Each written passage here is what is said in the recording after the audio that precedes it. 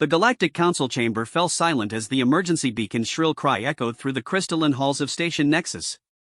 Admiral Zethkar of the Velthari Empire watched the holographic display with growing dread as red warning indicators spread across the star map like a plague. The Devourer fleet had broken through the outer rim defenses faster than anyone had predicted. How long until they reached the core systems? Admiral Zethkar's voice carried the weight of 1,000 worlds as he addressed the assembled fleet commanders. His forearms gestured toward the tactical display, where enemy ships appeared as crimson dots advancing relentlessly toward the heart of galactic civilization. Commander Yixtel of the Praxian Defense Force consulted her quantum calculator, her scaled fingers dancing across the interface. At their current rate of advancement, the Devourers will reach Centauri Prime in 72 standard hours. After that, the remaining core worlds will fall within a week. The chamber erupted in panicked chittering and growling as representatives from dozens of species contemplated the annihilation of everything they had built over millennia. The Galactic Council had faced threats before, but nothing like this. The Devourers consumed entire worlds, leaving behind only barren husks drifting in space. "What about the defensive fleets?" asked General Mordun, his reptilian features etched with concern. "Surely our combined forces can slow their advance." Admiral Zethkar's expression darkened. The Third Fleet made contact with their vanguard near the Kepler system. Of 8,000 ships, fewer than 200 escaped to report back. Their technology is unlike anything we've encountered. Our shields might as well be paper, and our weapons barely scratch their hulls. A holographic recording materialized in the center of the chamber, showing the final moments of the battlecruiser Eternal Vigilance. The massive vessel, pride of the Velthari Navy, fired its primary cannon at a Devourer ship. The beam struck the enemy's hull and simply dissipated, as if absorbed by some impossible material. Moments later, a lance of pure energy pierced the Eternal Vigilance from bow to stern, and the ship crumpled like foil before exploding in a brilliant flash. Their ships seem to be constructed from some form of adaptive matter, Commander Yixtel explained, her voice trembling slightly. Every weapon we've tested against them becomes less effective after the first few hits. It's as if their hulls learn to counter our attacks.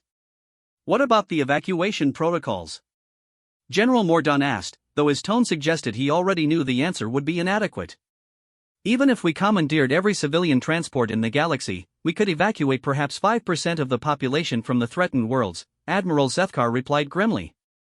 The rest would be consumed along with their planets. The assembled leaders fell into a heavy silence, each contemplating the end of galactic civilization. Some species had survived for millions of years, building wonders that span star systems. All of it would be reduced to nothing more than fuel for the Devourer fleet's inexorable advance. "There must be something," whispered Ambassador Felnix of the Aquarian Collective, her translucent form flickering with distress. "Some weapon, some ally we haven't considered." Admiral Zethkar was about to respond when his aide, Lieutenant Kexrin, approached with a data tablet. The young officer's mandibles clicked nervously as he handed over the device. "Sir, we've received a response to the Galactic Distress Beacon. It's unusual." "Unusual how?" The Admiral's primary eyes focused on the lieutenant while his secondary eyes continued monitoring the tactical display. The transmission originates from a previously uncharted system on the far edge of the outer spiral. According to our xenobiology databases, the species calling themselves humans are not listed in any of our contact protocols. They claim to have received our distress call and are requesting detailed intelligence about the threat. A murmur of confused discussion rippled through the chamber. The outer spiral was considered a galactic backwater, populated by primitive civilizations that had barely achieved faster than light travel. The idea that such a species would voluntarily involve themselves in a conflict of this magnitude seemed absurd. "Have they been informed of the nature of the threat?" Commander Yixtel asked, her curiosity overriding her despair. "Do they understand that the Devourer fleet has destroyed every military force sent against it?" Lieutenant Kexrin consulted his tablet again. They were provided with complete tactical data, including weapon effectiveness reports and casualty assessments. Their response was... He paused, struggling to translate the alien concepts. They said it was interesting and requested permission to take a look at the enemy formation. General Mordun's laugh was bitter. "A primitive species wants to take a look at the force that has annihilated our finest fleets? Either they are supremely arrogant or completely insane." "Perhaps both," Admiral Zethkar mused. "But we are facing extinction. If there is even the smallest possibility that these humans possess some unknown advantage, we cannot afford to ignore them. What could a species from the outer spiral possibly offer? Ambassador Felnix asked. Our scouts report that sector contains only young civilizations. Most haven't even achieved fusion power, let alone the technology needed to threaten the Devourers. Lieutenant Kexring cleared his throat diplomatically. Actually, ma'am, there's something else. The humans transmitted their response using a quantum entanglement communicator. The signal arrived simultaneously across all receivers in the network, with perfect clarity and no degradation. The chamber fell silent again, but this time the silence carried a different quality. Quantum entanglement communicators represented the pinnacle of galactic technology. Only the most advanced species possessed them, and even then, they were typically reserved for critical military communications. That's impossible, Commander Yixtel breathed. Our best estimates suggest it would take a civilization at least 50,000 years to develop that technology from the point of achieving spaceflight. Admiral Zethkar stood slowly, his forearms crossed in contemplation. Perhaps our estimates are wrong. Or perhaps these humans are not as primitive as we assumed. He turned to his aide. Send a response. Inform them that any assistance would be welcome, but stress the extreme danger involved. If they truly wish to help, they should know what they're facing. Already done, sir, Lieutenant Kexrin replied. They acknowledged the warning and stated they would dispatch a reconnaissance force immediately. They also requested coordinates for the Devourer fleet's last known position. How soon can they reach the combat zone? General Mordun asked. Based on the distance from their system and standard FTL capabilities, at least 40 hours, Commander Yixtel calculated aloud. Lieutenant Kexring glanced at his tablet once more. Sir, they specified they would arrive in 6 hours. The implications of that statement hung in the air like a physical weight. The humans claimed they could traverse a distance that would take conventional ships nearly 2 days in just 6 hours. Such speed would require FTL technology that surpassed even the most advanced Galactic Council vessels. Either they're lying, or we've drastically underestimated this species, Admiral Zethkar said finally. In either case, we'll know soon enough. As if summoned by his words, the main display suddenly flickered and shifted to show an incoming transmission. The image resolved into the face of a being unlike any in the galactic database.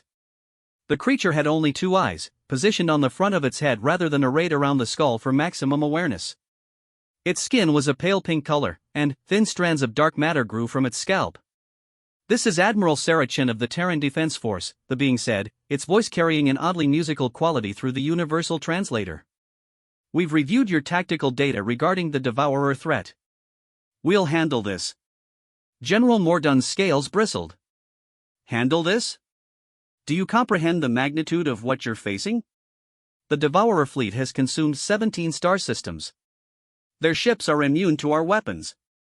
The human's expression didn't change, though something that might have been amusement flickered in those strange forward-facing eyes. We appreciate the warning, General. Your tactical data was very helpful. We've identified several exploitable weaknesses in their fleet composition and defensive systems. Weaknesses? Admiral Zethkar leaned forward. Our best tactical analysts have studied those formations for months. What weaknesses? Their adaptive armor technology is impressive, but it has limitations, Admiral Chen replied calmly. It can only process a finite number of adaptation cycles before requiring a reset period. Their energy absorption systems are similarly constrained. And their formation discipline, while effective against conventional tactics, leaves them vulnerable to asymmetric assault patterns. Commander Yixtel's translators struggled with several of the humans' terms, producing static where concepts had no galactic equivalent. What is an asymmetric assault pattern? Admiral Chen smiled, an expression that somehow managed to be both reassuring and predatory. You'll see. We'll be at your position in approximately 4 hours. Please have your forces maintain safe distance from the combat zone. We wouldn't want any friendly fire incidents. The transmission ended before anyone could respond, leaving the Galactic Council leaders staring at an empty screen. In the silence that followed, Lieutenant Kexrin's tablet chimed with an incoming message. Sir, he said, his voice barely above a whisper, we're receiving reports from deep space monitoring stations. An unidentified fleet has just translated out of hyperspace near the Kepler system. The energy signatures are unprecedented. Admiral Zethkar felt a chill run down his spine. How many ships? The stations are reporting, this can't be right. They're detecting fewer than 50 vessels, but the combined energy output exceeds our entire first fleet by a factor of 10.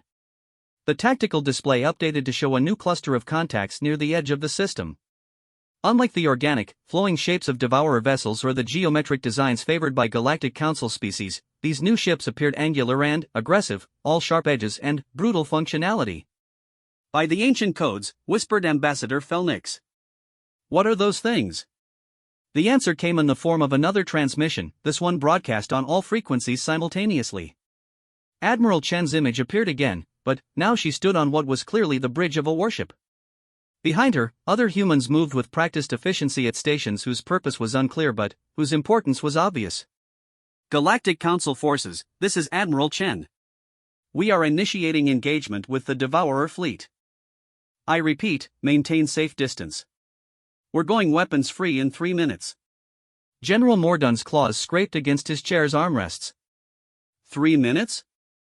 They haven't even reached the battle zone yet.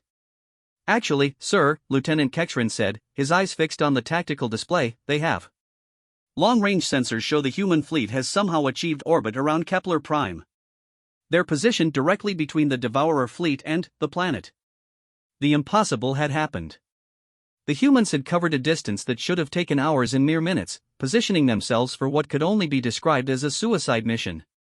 Fewer than 50 ships against a fleet that had destroyed thousands. Admiral Zethkar found himself gripping his chair with all 4 hands. Connect me to the human fleet. I need to speak with Admiral Chen. I'm sorry, sir, but we're not receiving any response to hails. All human vessels appear to have gone into communications blackout. On the tactical display, the two fleets faced each other across the void. The Devourer ships, massive and organic-looking, began to shift into their standard attack formation. The human vessels remained motionless, arranged in what appeared to be a random scatter pattern that violated every principle of naval tactics. What are they doing? Commander Yixtel asked. That formation makes no sense. They're not providing mutual support, they're not maximizing their firing arcs, they're just scattered. Admiral Zethkar was beginning to suspect that human tactics operated on principles the Galactic Council had never encountered. Perhaps that's the point. If their tactics are completely alien to us, they might be equally alien to the Devourers. The display suddenly flared with activity as the Devourer fleet launched its opening salvo. Thousands of energy bolts, each capable of vaporizing a cruiser, streaked toward the human positions. The assembled Galactic Council leaders held their breath, expecting to witness the annihilation of their would-be saviors. Instead, something impossible happened. The human ships simply weren't there anymore. Where did they go? General Mordun demanded. Lieutenant Kexrin frantically consulted his instruments. I don't know, sir. They were there one moment, and then, they just vanished. No hyperspace signatures, no energy discharges, nothing. The Devourer fleet's weapons fire passed harmlessly through empty space where the human vessels had been. For a moment, confusion reigned as both the attacking fleet and the watching Galactic Council tried to understand what had just occurred.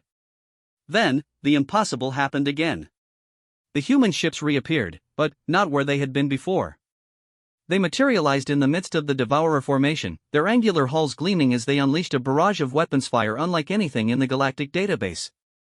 The battle for the galaxy's survival had begun, and it was unlike anything anyone had imagined.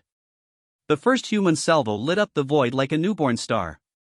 From the observation deck of Station Nexus, Admiral Zethkar watched in stunned silence as weapons he couldn't identify tore through Devourer hulls that had previously been invulnerable. The energy signatures were completely alien, reading as a combination of matter conversion, dimensional manipulation, and something the computers could only classify as impossible physics. How are they doing that? Commander Yixtel whispered, her scales shifting color with amazement.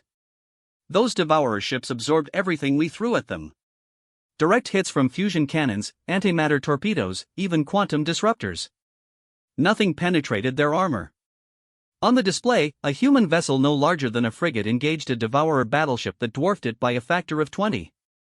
The human ship fired what appeared to be a simple energy beam, but, where it struck the massive alien vessel, reality seemed to fold in on itself. The Devourer's adaptive armor, which had learned to counter every weapon in the galactic arsenal, simply ceased to exist. The beam passed through the hull as if it weren't there, and secondary explosions began erupting along the massive ship's length. Lieutenant Kekshrin's voice cracked with excitement. "Sir, I'm reading massive internal damage to the targeted vessel. It's like their weapons are bypassing the armor entirely." "That's not possible," General Mordun growled, his reptilian eyes fixed on the tactical display. "Matter cannot simply ignore matter. There must be some kind of shield penetrator technology we're not detecting." Admiral Zethkar remained silent, his four eyes tracking the movement of the human fleet. They didn't fight like any species he'd encountered in his 3 centuries of military service. Traditional naval combat relied on formation fighting, mutual support, and overwhelming firepower concentrated at decisive points. The humans seemed to be operating on entirely different principles. Their ships moved in patterns that hurt to watch, appearing and disappearing at random intervals. One moment a human vessel would be engaging targets on the fleet's periphery, the next it would materialize inside a cluster of Devourer ships, unleash devastating fire, and vanish again before the enemy could respond. It was as if they were fighting in 4 dimensions while everyone else was limited to 3. "I'm detecting massive gravitational anomalies around the human vessels," Commander Yixtel reported, her voice filled with awe. "It's like they're manipulating spacetime itself." The tactical display updated as long-range sensors provided more detailed information about the engagement. What they revealed challenged everything the Galactic Council thought they knew about physics. The human ships weren't simply teleporting, they were folding space around themselves, creating temporary wormholes that allowed them to appear anywhere on the battlefield instantaneously. "By the ancient codes," breathed Ambassador Felnix. "They're not using hyperspace at all. They're pulling space itself around their vessels." A new cluster of contacts appeared on the display as more human ships emerged from what the computers could only describe as dimensional rifts. These vessels were different from the first wave, larger and more angular, with energy signatures that made the station's instruments scream warnings about dangerous radiation levels. "Sir," Lieutenant Kekshrin called out, his voice tight with barely controlled panic, "I'm reading chronoton emissions from the new arrivals. The temporal displacement field is off the charts." Admiral Zethkar felt his blood turn cold. Chronoton particles were theoretical constructs, supposedly impossible to generate or manipulate. If the humans were using time manipulation technology, then, they weren't just advanced, they were operating on a level that bordered on the divine. On the display, one of the new human vessels engaged a cluster of Devourer ships that were attempting to break away from the main engagement. Instead of firing conventional weapons, the human ship seemed to simply exist near its targets. The Devourer vessels began to slow, then stop, then gradually fade from the sensors. "What's happening to them?" General Mordun demanded. Commander Yixtel consulted her instruments with trembling hands. I think they're being aged. The human ship is somehow accelerating the passage of time around the enemy vessels. They're experiencing millions of years in seconds." The implications were staggering. The humans weren't just winning the battle, they were demonstrating technologies that rewrote the fundamental laws of physics. The Devourer fleet, which had seemed utterly unstoppable just hours before, was being systematically dismantled by an enemy that fought with the tools of gods. "How long has the engagement been going on?" Admiral Zethkar asked quietly. Lieutenant Kekshrin checked his chronometer. 17 minutes, sir." In 17 minutes, the humans had inflicted more damage on the Devourer fleet than the combined forces of the Galactic Council had managed in months of desperate fighting. The alien invaders, who had consumed 17 star systems without taking significant losses, were being reduced to expanding clouds of debris. But it wasn't just the weapons that astounded the watching Galactic Council leaders. It was the precision. Every human attack was perfectly calculated, striking vital systems while avoiding any action that might cause the Devourer ships to detonate their antimatter cores. It was as if the humans had complete knowledge of their enemy's technology and capabilities. "Sir," Commander Yixtel said, her voice filled with wonder, "I don't think any Devourer ship has managed to land a single hit on the human fleet." The tactical display confirmed her observation. Despite firing thousands of shots, the Devourer fleet had been unable to damage even a single human vessel. The alien ships seemed to exist one step ahead of every attack, dancing between energy beams and missile barrages like they knew where every shot would be before it was fired. A new transmission crackled through the station's communication system, and Admiral Chen's image appeared on the main display. Behind her, the bridge of her ship hummed with activity, but the humans seemed calm, almost casual, as they prosecuted what could only be described as the most one-sided battle in galactic history. Galactic Council vessels, this is Admiral Chen. We've neutralized approximately 60% of the enemy fleet. The remaining vessels are attempting to withdraw. Do you want us to pursue, or would you prefer to handle the mop-up operations yourselves? Admiral Zethkar found his voice after several seconds of stunned silence. Admiral Chen, what you've accomplished here is unprecedented. How is this possible?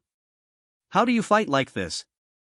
The human's expression was unreadable through the universal translator, but something in her posture suggested amusement. You really want to know? Yes, Admiral Zethkar replied without hesitation. For the sake of every species in the galaxy, we need to understand. Admiral Chen nodded slowly. Very well. But, I should warn you, the truth might be disturbing to species that evolved in stable environments. She paused, as if choosing her words carefully. Humans evolved on a death world, Admiral. Our planet tried to kill us every day for millions of years. Predators that hunted us, diseases that ravaged us, natural disasters that wiped out entire populations. We survived by becoming the most adaptable, most resilient, and most ruthless species our world had ever seen. That explains your survival instincts, General Mordun interjected, but not your technology. How did you develop weapons that operate outside known physics? We didn't, Admiral Chan replied simply. We reverse-engineered them from the wreckage of ships that tried to conquer us. The silence that followed was deafening. Commander Yixtel was the first to find her voice. Ships tried to conquer your world? Oh yes, Admiral Chen said, her tone conversational. We've been contacted by 17 different species over the past 2 centuries. Pirates, slavers, would-be conquerors, religious fanatics wanting to purge the galaxy of impure life forms. We defeated them all, and we learned from their technology. Admiral Zethkar felt pieces of a vast puzzle beginning to fall into place. The Devourers, they're not the first species you've encountered that uses adaptive armor. Third, actually, Admiral Chen confirmed. The Kextai Empire had similar technology when they tried to strip mine our solar system 50 years ago. Took us about 6 months to figure out how to beat it. The solution is quite elegant, really. Instead of trying to overwhelm the adaptation system, you hit it with something that doesn't exist in any meaningful sense. Hard to adapt to a weapon that operates outside the normal dimensions of spacetime. The tactical display showed the last of the Devourer ships attempting to flee the system, their organic hulls trailing debris and atmosphere. The human fleet made no move to pursue, instead forming up in a loose formation that somehow managed to look both casual and threatening. Admiral Chen, Ambassador Felnick said, her translucent form flickering with emotion, your species has saved us all. How can the Galactic Council ever repay this debt? No debt, the human replied firmly. We protect our own, and, as of today, we're considering the Galactic Council part of our extended neighborhood. That makes you family. General Mordun's claws scraped against his chair. Family? It's a human concept, Admiral Chen explained. We protect our family, no matter the cost. We've just extended that protection to the entire galaxy. She paused, consulting something off-screen. Speaking of which, we've intercepted communications from the fleeing Devourer ships. They're calling for reinforcements from their home fleet. The blood drained from Admiral Zethkar's face. Home fleet? These weren't the main force? Apparently not. According to their transmissions, this was just a scouting force. The main Devourer armada consists of approximately 50,000 ships and is currently en route to this galaxy. The assembled Galactic Council leaders felt despair wash over them again. If this had just been a scouting force, then the real invasion would be unstoppable. Even the incredible human fleet couldn't possibly face odds of that magnitude. Admiral Chen seemed to read their thoughts through the display. Don't worry. We've dealt with extinction-level threats before. 50,000 ships sounds like a good warm-up exercise. Warm-up exercise? Commander Yixtel's voice was barely a whisper. Oh yes, Admiral Chen said, that predatory smile returning. You see, this wasn't our main fleet either. This was just our rapid response force. We've got much bigger toys if we need them.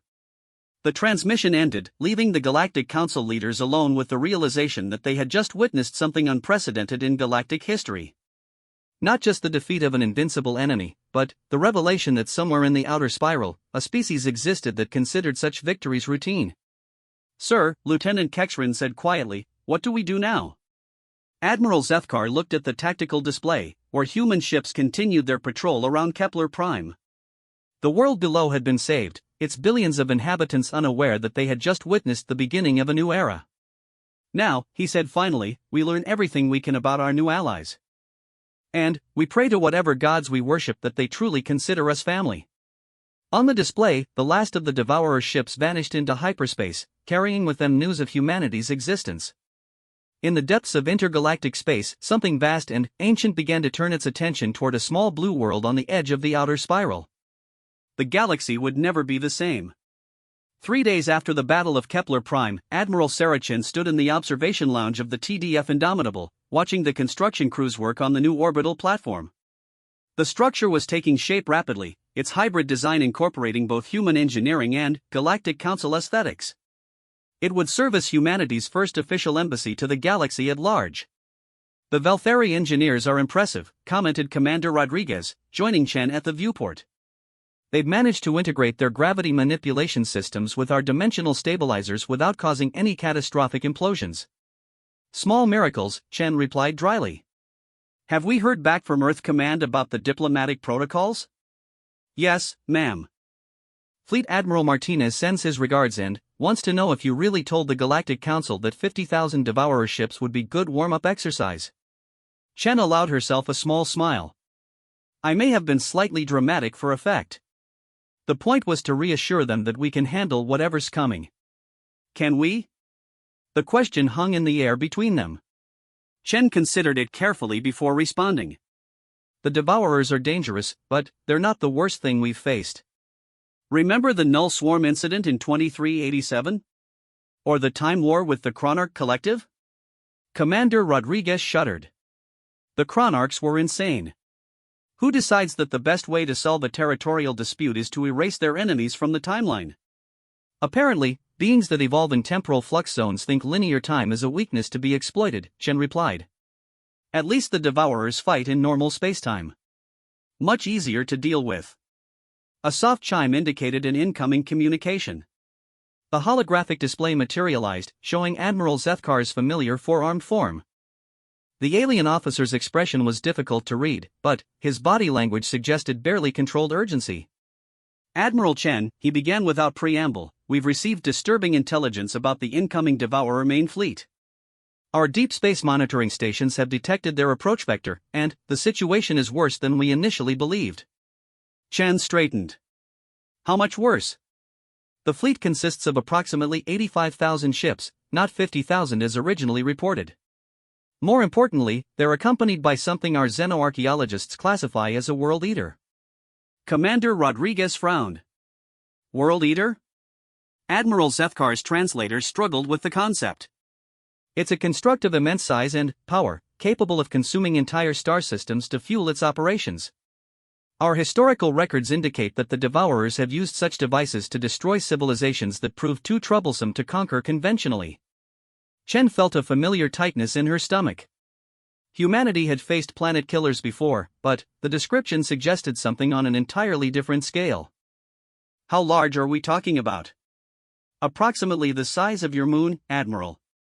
It appears to be constructed from some form of programmable matter that can reconfigure itself for different functions. Attack mode, consumption mode, transit mode. The energy signatures are unlike anything in our databases." The observation lounge fell silent as the implications sank in. Commander Rodriguez was the first to speak. "Admiral, if that thing can consume star systems, it could potentially threaten Earth itself." Chen nodded grimly. "ETA on the fleet's arrival?" 16 hours, Admiral Zethkar replied. "Admiral, I must ask, are you certain your forces can handle a threat of this magnitude? The Galactic Council is prepared to evacuate the core worlds if necessary, but you'd prefer not to abandon billions of people to save a few million," Chen finished. "I understand, Admiral. And, yes, we can handle it. But I'm going to need a favor." Name it. I need you to evacuate all Galactic Council ships from the combat zone. Get them at least 5 light-years away from the engagement area. Admiral Zethkar's mandibles clicked nervously. May I ask why? Chen exchanged a look with Commander Rodriguez. Because we're going to use some of our bigger toys. The kind that make conventional weapons look like throwing rocks. The transmission ended, leaving the two humans alone with their thoughts. After a moment, Commander Rodriguez spoke. Should I begin the recall sequence for the Titan fleet? Chen nodded slowly. Send the activation codes. Full deployment. And, Rodriguez? Make sure the reality anchors are properly calibrated. We don't want any existential spillover into normal space. Understood, ma'am. What about the Nemesis protocol? Not yet. Let's see how they handle conventional dimensional warfare first. As Commander Rodriguez departed to carry out his orders, Chen remained at the viewport, watching the stars. Somewhere out there, an armada was approaching that could theoretically end all life in the galaxy. The thought should have been terrifying, but, instead she found herself feeling something she hadn't experienced in years: anticipation. Humanity had been forced to develop its weapons and tactics through trial by fire. Every enemy they'd faced had taught them something new, forced them to evolve and adapt. The Devourers represented the culmination of those lessons, an enemy that combined the worst aspects of every threat humanity had ever encountered. She was actually looking forward to the challenge. 12 hours later, the first signs of the approaching fleet appeared on long-range sensors. The Galactic Council monitoring stations, now positioned safely beyond the combat zone, began transmitting data about the largest military formation in recorded galactic history. Contact confirmed, reported Lieutenant Commander Okafor from the tactical station. 87,000 individual vessels, plus the World Eater construct. They're dropping out of hyperspace at the edge of the system. Chen studied the tactical display from her command chair. The Devourer fleet was vast beyond comprehension, a cloud of organic ships that stretched across several million kilometers of space. At its heart sat the World Eater, a sphere of impossible size that seemed to bend light around its edges. Status on our own fleet? Titan fleet reports ready for deployment. All vessels have achieved dimensional lock and are standing by for your orders. The Prometheus and Revelation are in position with their probability cannons charged. The Excalibur has successfully achieved temporal displacement and is ready to initiate causality strikes. Chen nodded. The Titan fleet represented humanity's finest achievement in warfare technology. Unlike the rapid response force that had engaged the Devourer scouts, these ships were specifically designed to face extinction-level threats. Each vessel was a masterpiece of engineering that incorporated technologies reverse-engineered from dozens of conquered civilizations. Any response to our surrender demands? Lieutenant Commander Singh at the communications station shook his head. They're ignoring all attempts at contact, Admiral. Based on their formation patterns, they appear to be preparing for systematic planetary consumption. Then, we proceed as planned. Signal the fleet, execute Operation Pandora.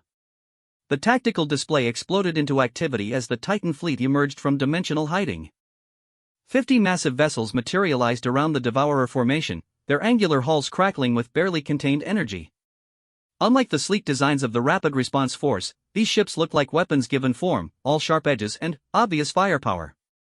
The Devourer fleet's response was immediate and overwhelming. Thousands of energy beams lanced out toward the human vessels, while clouds of organic fighters swarmed toward their positions. It was the kind of firepower that could sterilize a planet in minutes. None of it reached its targets. Around each human vessel, reality twisted and folded as defensive systems engaged. The Devourer's energy weapons simply ceased to exist as they encountered probability fields that reduced their chance of hitting to zero. Missiles and fighters found themselves traveling backwards through time, arriving at their launch points before they had been fired. Defensive systems performing within normal parameters, reported Lieutenant Commander Okafor. Beginning offensive operations.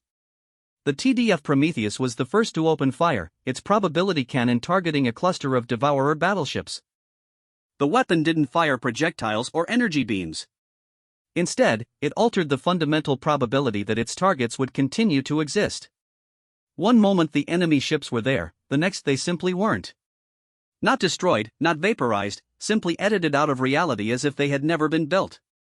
The TDF revelation followed up with its causality cannon, targeting the Devourer command ship. The weapon reached backward through time to ensure that the enemy vessel's construction had been sabotaged during its original building process. The massive ship began to tear itself apart as structural failures that had been prevented centuries ago suddenly manifested. But the Devourers were learning, adapting to humanity's impossible weapons with the same efficiency they had shown against conventional forces. Their ships began to spread out, reducing 2 weeks after the complete annihilation of the Devourer fleet. The emergency session of the Galactic Council convened in chambers that had been hastily expanded to accommodate representatives from over 300 species.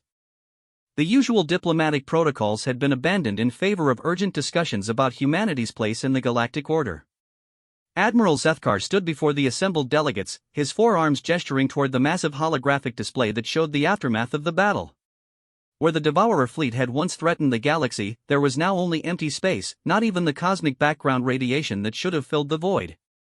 Honored delegates, he began, his voice carrying clearly through the chamber's acoustic systems, we face an unprecedented situation.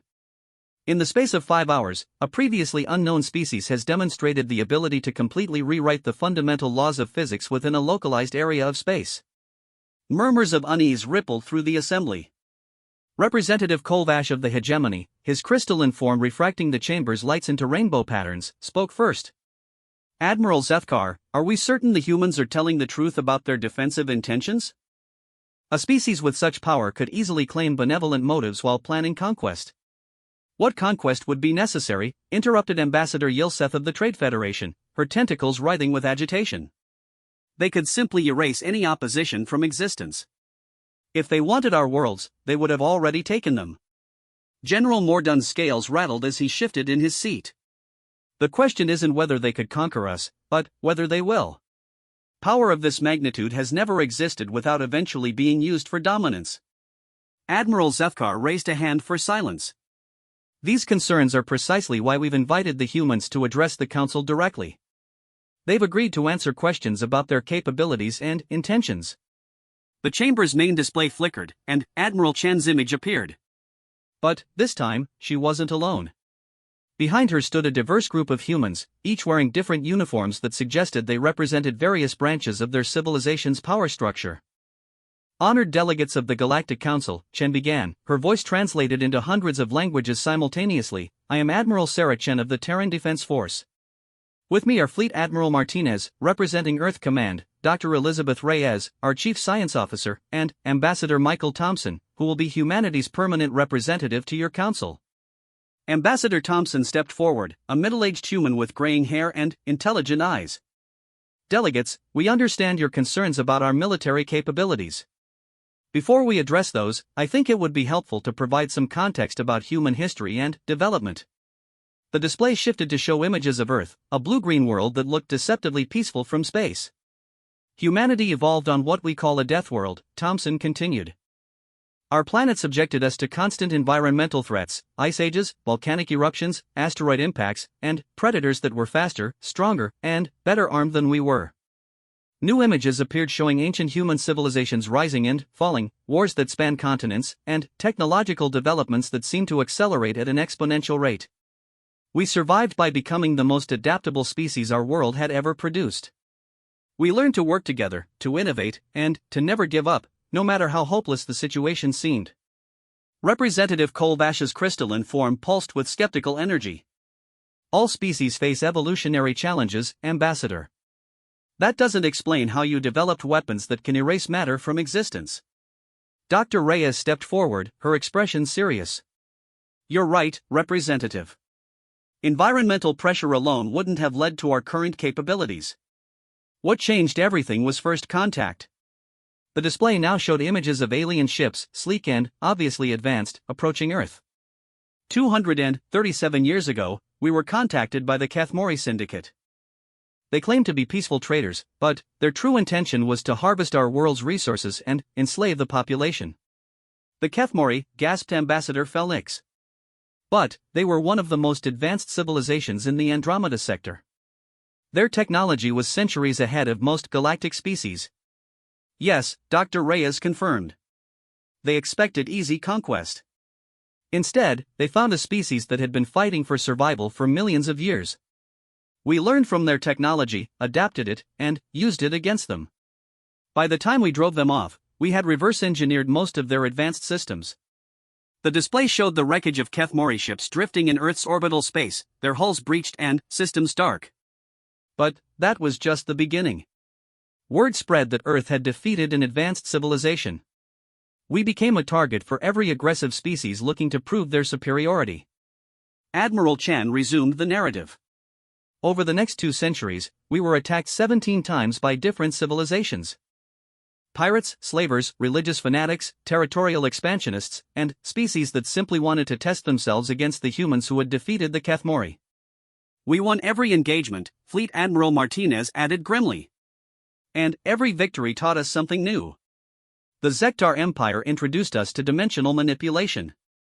The Void Hunters showed us how to weaponize probability. The Chronarch Collective forced us to develop temporal warfare capabilities.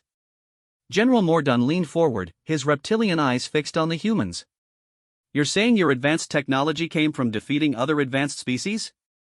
Not just defeating them, Dr. Reyes clarified.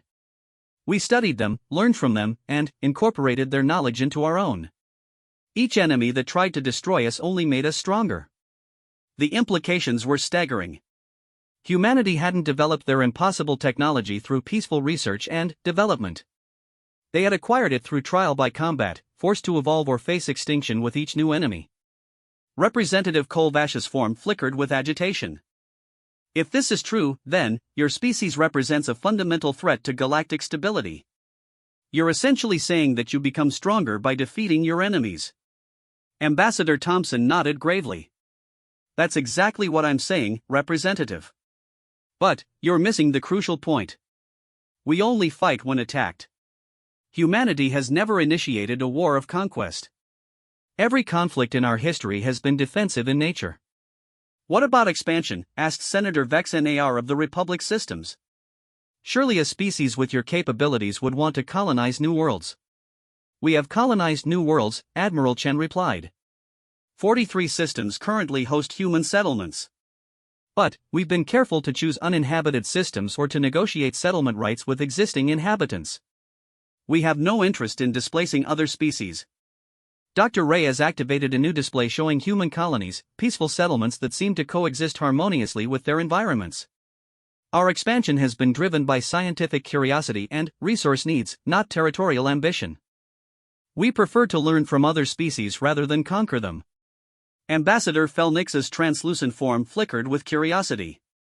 But, surely your military capabilities could secure any resources you need. Why negotiate when you could simply take? Because that's not who we are, Ambassador Thompson replied firmly. Humans are social creatures. We've learned that cooperation yields better results than conquest. The knowledge we've gained through peaceful contact with various species has been far more valuable than anything we could have taken by force. The chamber fell silent as the delegates absorbed this information. The humans were describing a species that had become the most powerful civilization in the galaxy almost by accident, through a combination of environmental pressure and forced technological evolution. General Mordun was the first to break the silence. You say you've never initiated a war of conquest. But, what happens when your interests conflict with those of other species? What happens when negotiation fails? Fleet Admiral Martinez exchanged a glance with Admiral Chen before responding. General, in our experience, most conflicts arise from misunderstandings or desperation. When we take the time to understand what another species truly needs, we usually find solutions that benefit everyone involved. And, if no such solution exists? General Mordun pressed. Then, we defend ourselves, Admiral Chen replied simply. But, we've found that most species become much more reasonable when they realize they're facing extinction. The blunt honesty of the statement sent a chill through the assembly. Humanity was describing a policy of escalation that could theoretically lead to the complete destruction of any species that threatened them. Representative Kolvash pulsed with nervous energy. Admiral Chen, what you're describing sounds like a protection racket. Cooperate with us or face annihilation. No, Ambassador Thompson interjected firmly. What we're describing is deterrence. The fact that we could destroy any threat to our existence means that most rational species choose not to threaten us in the first place. It's actually a very peaceful arrangement. But, what about irrational species? Asked Ambassador Felnix. What about civilizations that might attack you despite knowing the consequences? Dr. Reyes smiled sadly. There have been 3 such species in our history, Ambassador. The Torith Dominion believed their religious doctrine made them immune to human weapons. The Zarathi Hive thought their distributed consciousness would allow them to survive any attack. The Null Collective assumed their mastery of entropy gave them an insurmountable advantage. What happened to them? Senator Vex Nar asked, though his tone suggested he already suspected the answer. They no longer exist, Admiral Chan replied matter-of-factly. Not as conquered territories or displaced populations, but as completely extinct species. When faced with an existential threat, humans respond with existential solutions. The chamber erupted in worried chittering and growling as the implications sank in. Humanity wasn't just the most powerful species in the galaxy, they were the most dangerous. Their response to threats wasn't conquest or subjugation, but complete annihilation. Ambassador Thompson raised his hands for quiet. Delegates, I understand your concerns. But, consider this, we've had the power to destroy galactic civilization for over a century. The fact that you're all still here, still governing your worlds and maintaining your cultures, should tell you something about our true intentions. We don't want to rule the galaxy, Admiral Chen added. We want to protect it.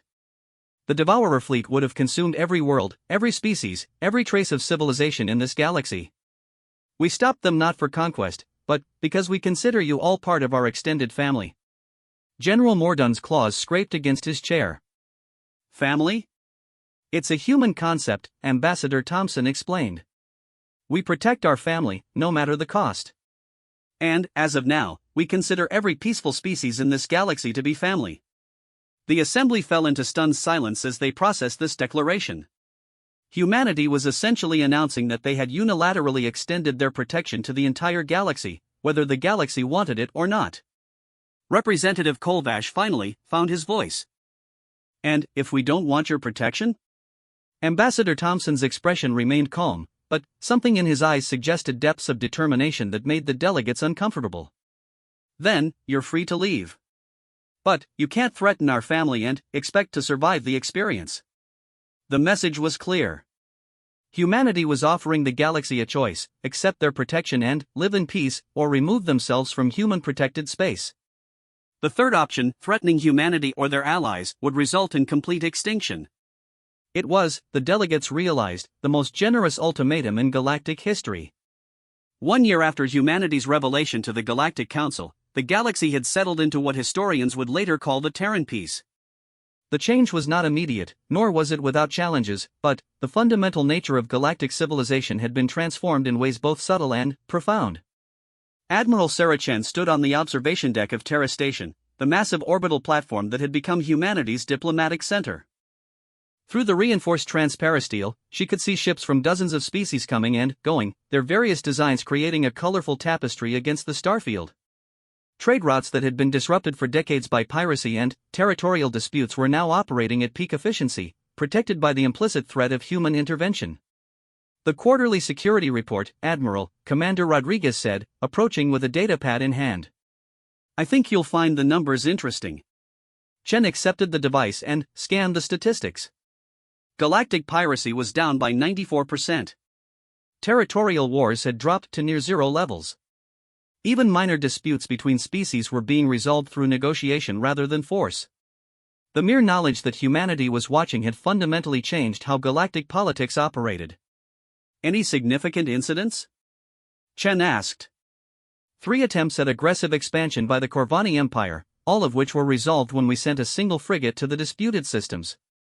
The Corvani withdrew immediately and formally apologized to the affected species.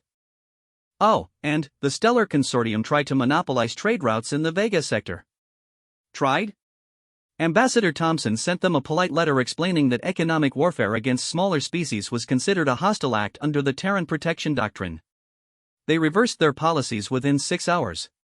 Chen smiled. The Terran Protection Doctrine had been humanity's elegant solution to the problem of governing a galaxy they didn't want to rule directly. Rather than establishing an empire or demanding tribute, humans had simply announced that they would consider any aggressive action against peaceful species to be an attack on their extended family. The response to such attacks would be proportional to the threat posed. In practice, this meant that most conflicts could be resolved by the mere presence of a human ship. The galaxy's various aggressors had quickly learned that testing humanity's resolve was a losing proposition. "Ma'am," Lieutenant Commander Singh called from the communications station, "we're receiving a priority transmission from the Galactic Council. Admiral Zethkar is requesting an immediate conference." Chen nodded and made her way to the main communication center. The holographic display activated, showing not just Admiral Zethkar but the full leadership council of the galactic government. Their expressions ranged from excited to concerned. "Admiral Chen," Zethkar began, "we've received some disturbing intelligence from our deep space monitoring arrays. Long-range sensors have detected a massive fleet approaching from outside the galaxy." Chen felt a familiar stirring of anticipation. Another invasion force? Unknown. The ships don't match any known design patterns, and their technology appears to be significantly more advanced than even the Devourers. "Our xenoarchaeologists believe we may be facing what they call a harvester fleet." The term was unfamiliar, but the implications were clear. "Explain." Dr. Vex Hani, the Council's chief scientist, leaned forward. "Harvester fleets are theoretical constructs from ancient galactic history. Legend speaks of vast armadas that travel between galaxies, consuming entire civilizations to fuel their journey to the next target. Most scholars believe them to be myths. How long until they reach galactic space?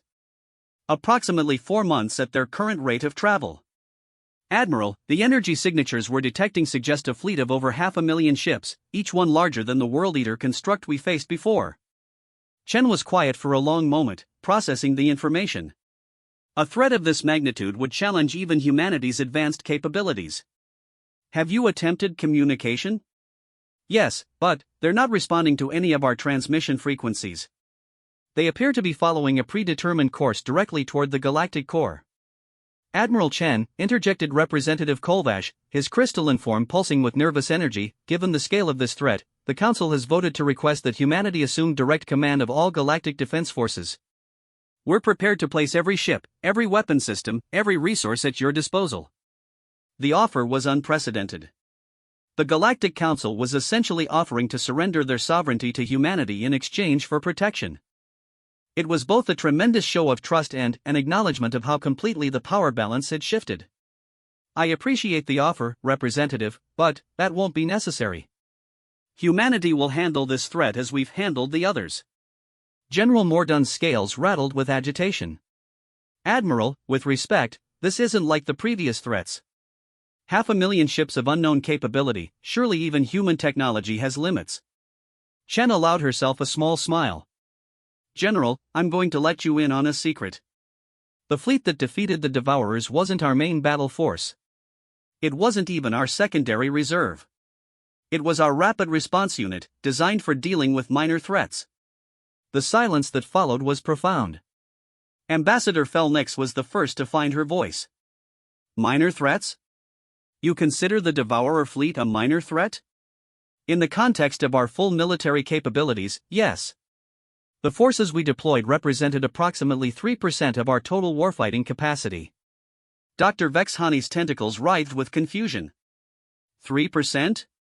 "Admiral, what could possibly require the remaining 97%?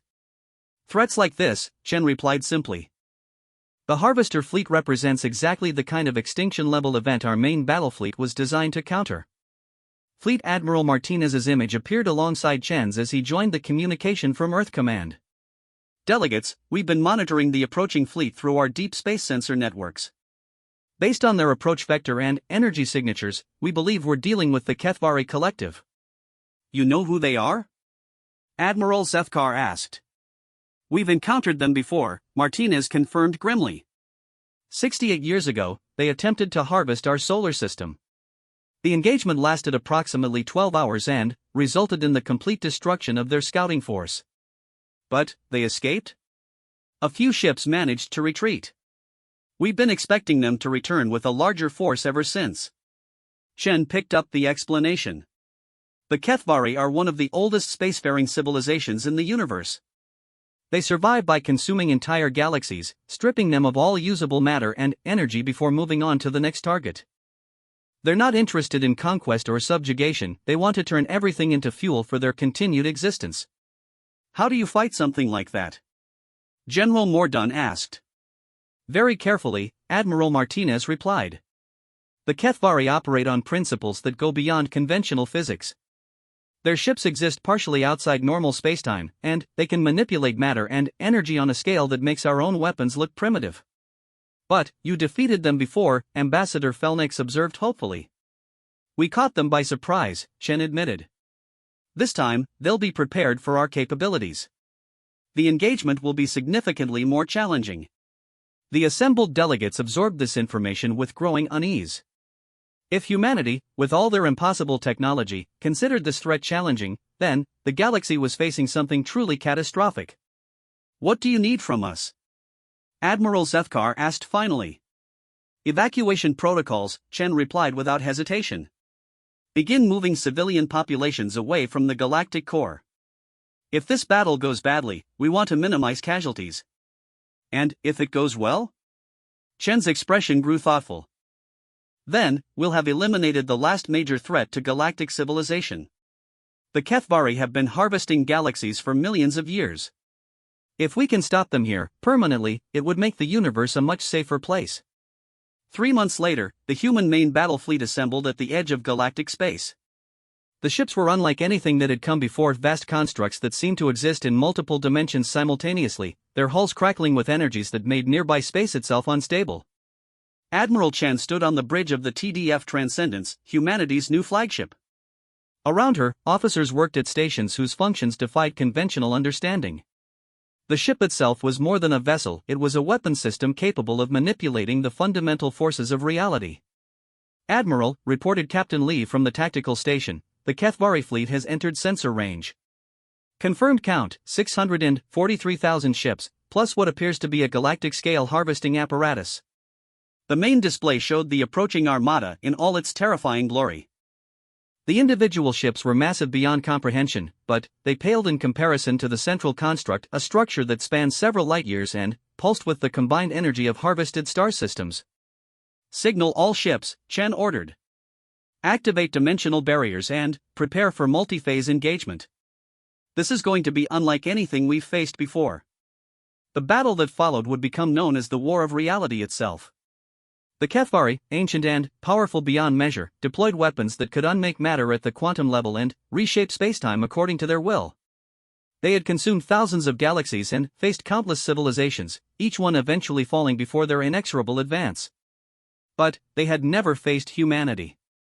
The human fleet fought with technologies that violated every known law of physics. Ships phased in and out of existence, attacking from dimensions that shouldn't exist. Weapons reached backward through time to prevent enemy vessels from ever being built. Reality anchors held local spacetime stable while probability cannons edited hostile forces out of existence. The engagement lasted exactly 5 hours. When it ended, the Kethvari Collective, a civilization millions of years old, had been completely erased from existence across all timelines and dimensions. Not just defeated, but retroactively prevented from ever having existed in the first place. In the aftermath, as rescue ships searched for any trace of the enemy fleet and found nothing but empty space, Admiral Chan received a transmission from the Galactic Council. Admiral Zethkar's voice was filled with awe and, perhaps a touch of fear. The deep space monitoring stations confirmed total elimination of the threat. There's no trace of the Kethvari fleet or their harvesting apparatus. Confirmed, Chen replied. The threat has been permanently neutralized. Admiral, what happens now? What happens to a galaxy protected by beings who can erase ancient civilizations from existence itself? Shen considered the question carefully. It was, she realized, the most important question that would ever be asked about humanity's role in the galaxy. Now, she said finally, we go home. We tend our gardens, raise our children, and explore the universe in peace. The galaxy is safe, and that's all we ever wanted. The transmission ended, leaving Chen alone with her thoughts and the vast responsibility that came with ultimate power. Humanity had proven they could protect the galaxy from any threat, no matter how ancient or powerful. The real challenge now was learning how to live with that knowledge, and ensuring that the protectors never became the very threat they had sworn to guard against. But, that, Admiral Chen reflected as she watched the stars through the bridge viewports, was a challenge humanity was uniquely equipped to handle. After all, they had been fighting their own darker nature for as long as they had been fighting external enemies. And, in that struggle, as in all others, humanity had learned to prevail.